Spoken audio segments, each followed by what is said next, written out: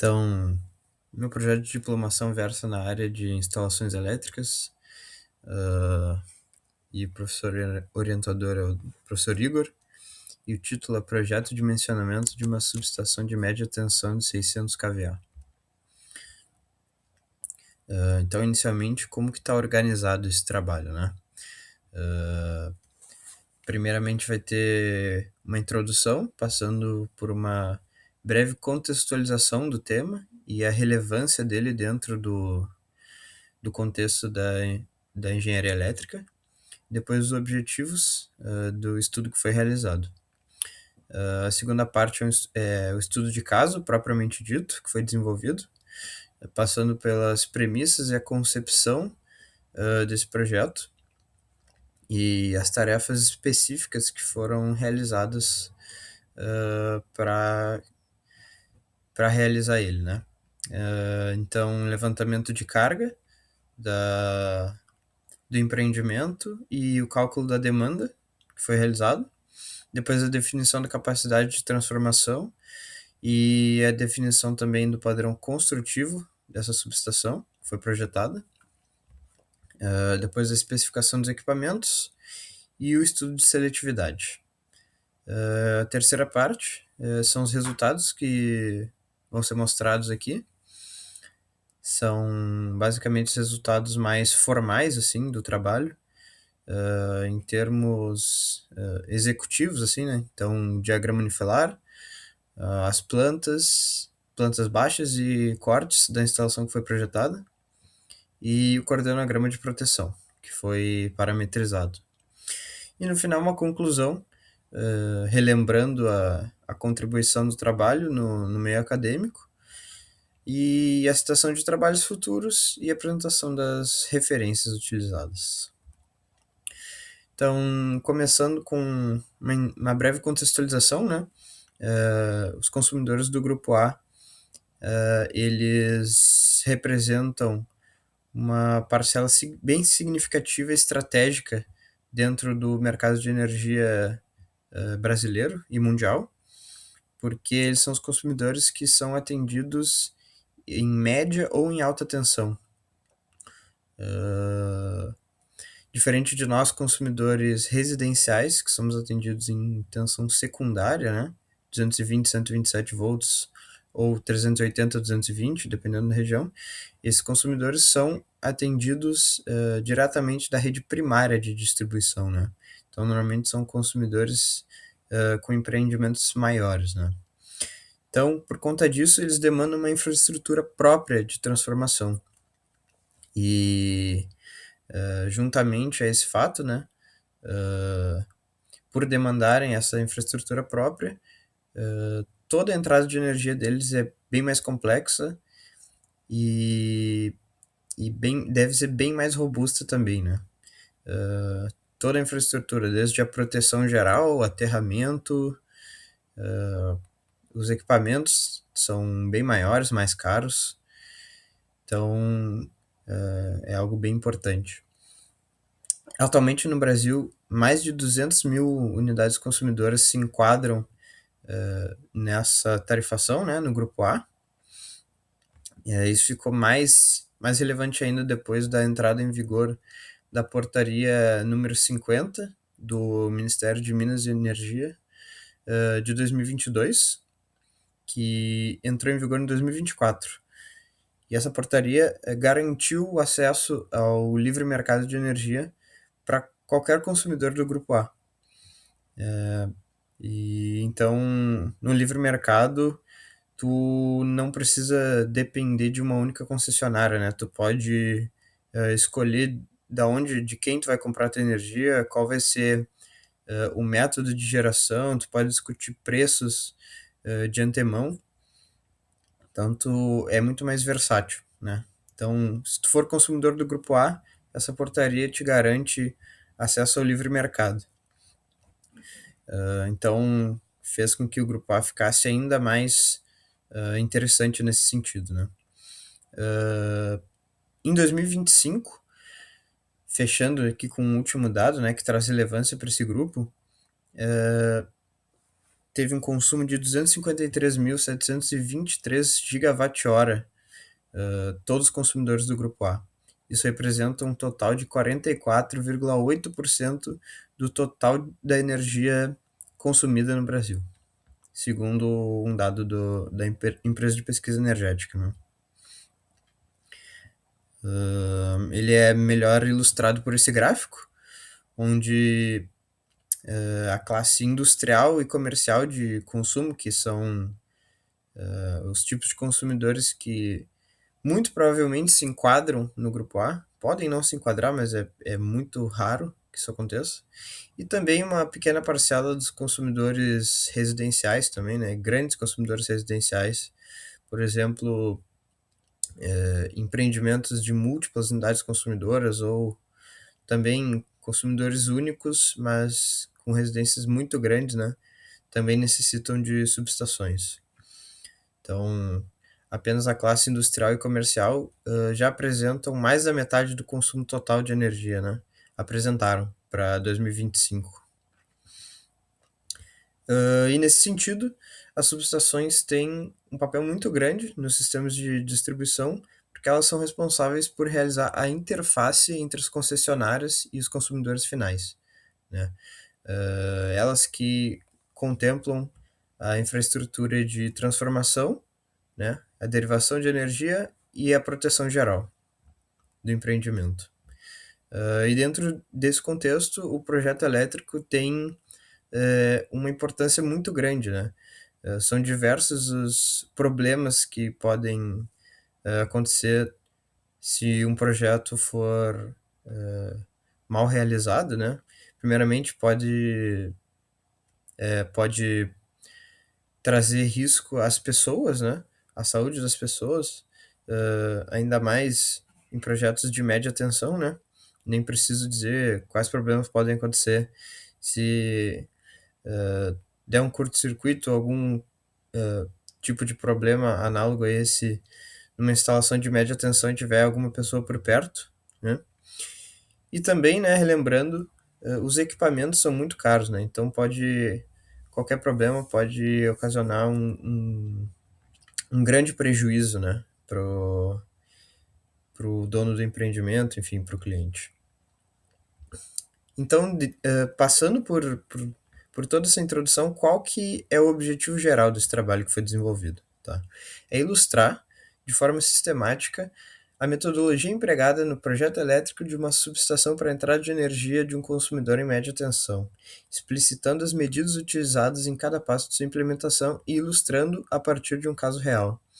Ou seja, criar uma metodologia unificada de projeto de subestação. Tá? E sob a ótica de um projeto real aprovado na concessionária. Tá? Então, passar desde os conceitos básicos até o estudo de proteção, que é o último tópico ali do desenvolvimento do trabalho. Tá? Então, fazer um passo a passo, desde todos os conceitos iniciais que são necessários para entender o funcionamento de uma subestação, os tipos de subestação que existem, e também cada equipamento que as compõe. Tá? E os objetivos específicos: fornecer, através do estudo de caso, uma metodologia sistemática integrada, empregada no projeto de subestações de energia de média tensão, apresentar os principais conceitos e equipamentos necessários para a compreensão do funcionamento de uma subestação, demonstrar, através de equações, o dimensionamento dos equipamentos empregados nessa subestação, elaborar o projeto executivo, né, contendo as plantas, cortes e o diagrama unifilar da instalação em análise, e, por fim, realizar o estudo de proteção da instalação. No caso aqui são contempladas as funções de proteção 50 e 51, né, que são as proteções de sobrecorrente, que são as mais básicas, né, e obrigatórias para aprovação na concessionária. Então, passando para o estudo de caso, quais foram as premissas e o que deu início, né, à concepção desse projeto? O projeto em análise era um aumento de carga, tá? Aqui para Porto Alegre, e antes desse aumento, o cliente já era atendido em média tensão, tá? tinha existente um transformador de 300 kVA, mas a proteção geral dele era em baixa tensão, tá?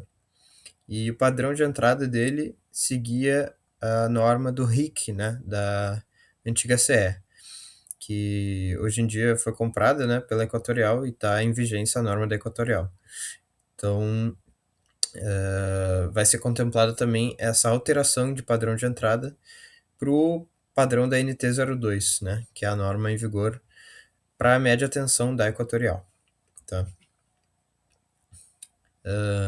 Então, a primeira tarefa que foi realizada foi levantada toda a carga da edificação, tá? E foi calculada a demanda geral do empreendimento pelo método da carga instalada. Tá? Nesse método, se levanta a quantidade de cargas por tipo, né? E potência unitária, e calcula a carga instalada total. E cada norma, né, para esse método de cálculo define coeficientes, né, fatores de demanda, com base no tipo de carga e na quantidade, que definem a simultaneidade do uso de cada carga, né? Porque a gente entende que as cargas nunca vão estar todas ligadas simultaneamente, né? Então, com base em alguns fatores estatísticos, são definidos esses fatores de demanda, que multiplicados pela carga instalada, resultam, né, na demanda de cada carga. E a demanda total é o somatório de todas as demandas individuais. Tá? No caso aqui, foi obtida uma demanda geral de 589,88 kVA. Tá? Isso, né, só relembrando, engloba todas as cargas de edificação, tá? Tanto antes da expansão como ao final dela. Tá? Então, a Equatorial, ela define, ela recomenda, né, uma potência nominal de transformador, uma capacidade nominal, com base na demanda calculada total. Então, lembrando que o transformador existente lá é de 300 kVA, e pela norma da Equatorial, ele pode atender uma demanda de até 330 kVA. Tá? Então, essa é a demanda que o transformador existente pode atender. A demanda que o transformador futuro vai atender é a diferença do total com esses 330, resultando em 259,88 kVA. Então, pela Equatorial, isso também vai ser um transformador de 300 kVA. Então, para suprir esse aumento de carga, essa expansão, foi definido um segundo transformador também de 300 kVA, idêntico ao já existente. Né? O segundo passo é definir o padrão construtivo da subestação. Né? E as possibilidades são cabines tradicionais, né, em alvenaria, dividida em setores, né? Cada setor exerce uma função, medição de energia, proteção, seccionamento e transformação. Mas o que acontece? Esse método tradicional, ele é um pouco mais barato, só que ele ocupa um pouco mais de espaço. Tá? Devem ser respeitadas, nesse caso, algumas distâncias mínimas, né, de segurança, visto que os equipamentos da média tensão ficam expostos, né, dentro da cabine. Então tem que ser utilizadas grades de segurança e devem ser respeitadas algumas distâncias, né. Isso culmina numa necessidade maior de espaço físico, né. No caso desse cliente, a situação inicial que a gente tinha lá é essa apresentada nessa planta de situação da esquerda, tá? Que tem ali a rede local, né, da concessionária, mas o mais importante são as instalações lá dentro, né? Em rosa, ali, é o lugar da medição de energia existente, tá? Que é em média tensão, com livre acesso, né? Para a concessionária, então é muito próximo do limite da via pública. E em vermelho, a achura vermelha embaixo, é o espaço físico que a gente tinha disponível para fazer essa adequação da entrada de energia, tá? E dentro desse espaço disponível, ele não é suficiente para um padrão convencional, tá? Ah, então, por conta disso, a gente acabou optando pela solução de cubículos blindados, que são esses cubículos que estão representados na figura da direita. Eles são muito mais compactos, tá? Em relação ao padrão convencional, mas eles são um pouco mais caros, né? Então, nesse caso, acabou sendo a solução mais adequada no, no entendimento do projeto, né? Por conta do espaço físico e também por possibilitar o atendimento, né? E a realização da obra, da grande maioria da obra, sem ter que cortar o fornecimento de energia do cliente, né? Que geraria aí um, era uma escola, né? Então é muito complicado fazer desenergizar o cliente, né? Então dessa forma a gente consegue atender o espaço físico, atender a norma vigente da Equatorial e sem desenergizar o cliente, né?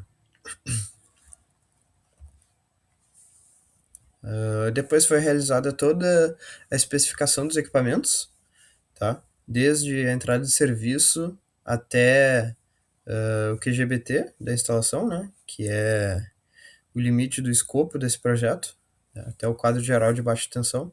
O projeto de baixa tensão especificamente não está dentro do escopo do trabalho. E essas especificações, eu não vou passar por elas aqui, né? Não, são muitos itens, é muita informação, não daria tempo, mas o principal tá tudo descrito item a item, passo a passo, completamente na monografia, tá? E as normas de referência principais seguidas são as que estão citadas aqui.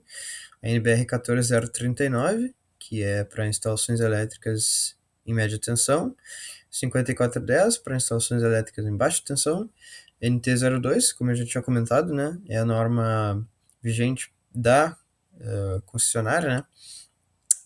Essa é que pode variar dependendo da região para onde está sendo feito o projeto, né, região geográfica. Cada concessionário tem o seu padrão, né, que tem que ser seguido no projeto de entrada de energia. Mas o principal, né, o dimensionamento, a especificação dos equipamentos seguem normas da ABNT, né, e vão ser aplicáveis para qualquer projeto. E também foram utilizadas normas específicas, né, de equipamentos, por exemplo, norma de disjuntor, norma da chave seccionadora de média tensão, norma da chave fusível, enfim. Também foram utilizadas diversas normas específicas nesse sentido. Tá? E ao final de todas as especificações, né, foi apresentado o projeto à concessionária. Depois da aprovação, foram solicitados os dados de curto-circuito do alimentador para que fosse possível a realização do estudo de proteção. E os dados enviados pela Equatorial estão mostrados nessa tabela. Então, a tensão nominal do alimentador 13,8 kV, corrente de curto-circuito trifásica 4.438 amperes, corrente de curto-circuito bifásica 3.844, curto-circuito fase terra 3.042, curto-circuito fase terra mínimo 196 amperes, e aí começam os ajustes, né, da proteção do alimentador da concessionária, né? E esses ajustes vão ser usados para parametrizar as nossas proteções posteriormente, tá? Então, como resultados, né? Começando pelo diagrama unifilar, esse foi o diagrama unifilar gerado para esse caso, né, de projeto. Essa primeira parte mostra a derivação da rede da concessionária com uma chave fusível, né, no poste de derivação e um para-raio de média tensão. e a partir daí tem uma mufla terminal, né, uma terminação de média tensão para o alimentador do ramal de entrada, né, e a partir daí passa a derivar o ramal subterrâneo até os cubículos blindados, né, que vão fazer a função de medição, proteção e seccionamento da instalação, tá? Então, aqui mostra essa derivação. Então, o primeiro cubículo é o de medição de energia, né? Esse cubículo é de uso exclusivo da Equatorial, onde eles instalam os transformadores de corrente e de potencial deles e o medidor de energia, né? Depois a energia passa para o próximo cubículo, né? Que é o cubículo de proteção, que tem o disjuntor geral de média tensão na instalação, acionado pelo relé, né? Um relé digital, nesse caso. Ali à direita estão explicitadas todas as principais funções de proteção. E esse relé ele é alimentado por um no-break, né? Para que ele tenha fornecimento de energia incessante, né? Para que ele possa proteger a instalação mesmo em caso de falta de energia, né? Depois disso, tem dois cubículos iguais, né? Primeiro tem um cubículo de transição de barramentos, só para fazer a transposição ali dos barramentos de média tensão. E depois, por fim, dois cubículos idênticos de seccionamento, né? Onde a energia vai ser dividida entre os transformadores, né? Então, cada uma dessas seccionadoras vai alimentar um transformador. A primeira vai alimentar o transformador existente e a segunda o transformador futuro, né? Que está sendo projetado. E aqui o final do diagrama unifilar mostra as duas cabines de transformação, né? Uma seccionadora acionamento sob carga e fusíveis HH para proteção do transformador. E no final o quadro geral de baixa tensão com o disjuntor geral, né? E a partir daí a energia se divide nas cargas da edificação. Essa é a situação final do empreendimento. Em rosa foi aproveitada a cabine existente de medição e ela foi mudada para a cabine de transformação do transformador novo. Tá? E a medição foi realocada nos cubículos blindados, né, como já foi explicitado, no espaço em vermelho ali. Tá? E em amarelo, lá em cima, mais interno na edificação, é o local do transformador existente. Tá? Então, essa é a situação final. Aqui, uma planta baixa geral, né, da instalação projetada, que mostra ali a derivação da rede da concessionária, né, com poste particular, que é uma exigência da Equatorial para fazer a ancoragem do ramal de conexão, né. Depois a energia deriva subterrânea para os cubículos apresentados, né, ali no diagrama unifilar. E das duas seccionadoras, uma alimenta o transformador, que está mostrado ali, e outra continua, né, no ramal subterrâneo e vai até a cabine existente de transformação. E ali depois do transformador, na parte de baixa tensão, o QGBT vai ser alocado, foi alocado, né, dentro da própria cabine de transformação. Tá? Aí também mostra a malha de aterramento, tá? E algumas indicações ali que foram necessárias com base no local ali, né, para que fosse possível adequar essa entrada de energia. E à direita ali também estão mostrados dois cortes, né, um da cabine de transformação e um da cabine de medição e proteção, tá, para facilitar a ilustração e o entendimento. Depois o resultado do coordenograma de proteção tem uma tabela resumo mostrando os ajustes que foram feitos, mas aqui o principal foi seguido os mesmos tipos de curva da proteção da concessionária, tá? Que são as mais da direita ali no gráfico, tá? A marrom e a verde mais à direita ali, tá? E é dessa forma que a gente apresenta, né, o coordenograma de proteção num gráfico que mostra o tempo de atuação do disjuntor em função da corrente, né, da instalação. E a unidade temporizada segue aquela equação que está mostrada na tela, onde K, alfa e C são constantes, que são definidos pela IEC 60255-151 de 2009. E a composição dessas constantes que definem o tipo de curva, né? Se ela é normalmente inversa, muito inversa, extremamente inversa.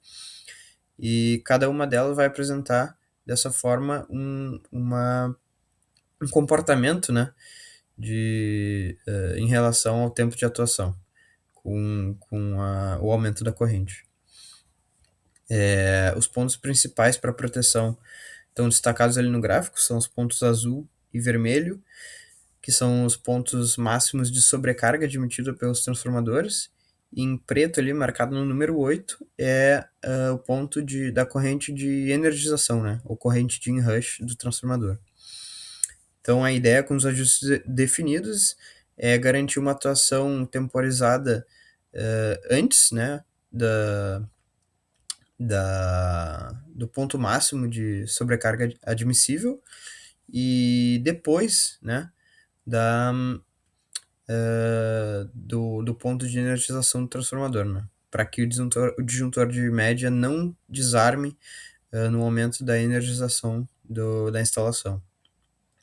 E garante também que a proteção realizada atue antes, né, de forma seletiva, por isso estudo de seletividade, né, de forma seletiva com a proteção da concessionária, de forma que uma falta na instalação do cliente não resulte num desarme da concessionária, né.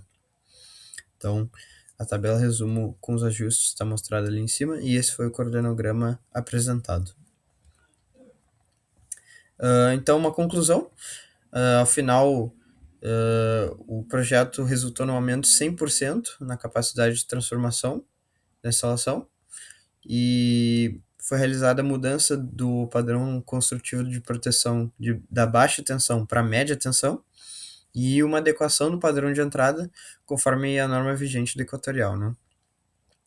As proteções sobre corrente foram coordenadas com a concessionária. A execução da obra foi possibilitada sem a desenergização do cliente e no final o projeto foi aprovado, né, pela concessionária, tanto a instalação como a proteção. Então, qual que é a contribuição, né, geral desse trabalho? Foi apresentada uma metodologia de projeto sistemática. Então,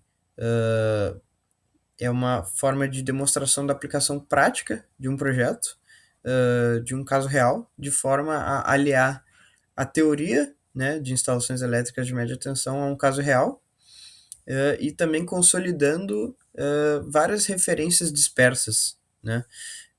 O que eu quero dizer com isso é que um projetista, quando faz um projeto, ele não consulta uma só fonte, né? Ele normalmente consulta várias normas, livros, e daí um livro fala sobre a proteção, outro fala sobre os equipamentos. Então a ideia desse trabalho é também, né, juntar o máximo de informações relevantes para o projeto, né, para possibilitar o entendimento, né, como projetista, de forma sistemática e juntando, né, essas referências em um trabalho só. Normalmente são encontradas separadas, né, na literatura. Como trabalhos futuros, são previstos alguns itens aqui, como projeto elétrico de baixa tensão na instalação, análise de curto-circuito através de softwares especializados, um estudo de qualidade de energia, né, um levantamento ali de cargas harmônicas, né, como é uma escola, tem uma carga considerável de computadores, CFTV, enfim, fontes chaveadas, né, que podem ser uma fonte muito forte de harmônicas, então é um estudo bem interessante de ser realizado. Também uma avaliação econômica comparativa entre diferentes configurações de subestação, né? e um acompanhamento da execução da obra. Tá?